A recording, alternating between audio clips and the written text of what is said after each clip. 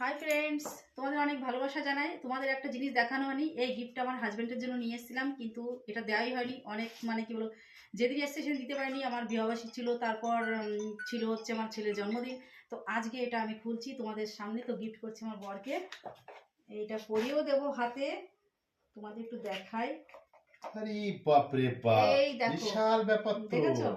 তো এটা আমার বরের জন্য। তো আমার বর আমাকে তো কিছু দিচ্ছে না, তার বরের হাতে কিছু তুলে দিচ্ছি, আমাকে দেবে। এই যে এই ফুলটা বরের হাত থেকে নিলাম, না দেখো এটাই এটা আমার পাওনা। এটার থেকে বড় জিনিস আর কিছু হয় না। তো বরের গিফটটা দেখানো হয়ে গেল। তোমাদের কি গিফট চাই বলো, সেই গিফটটা অবশ্যই তোমাদের দেবো। বল। তোমরা তো ফুলের গিফট চাও, সেই ব্যবস্থা আমার এখন করা হয়নি, অবশ্যই সেটাও করব। ঠিক আছে?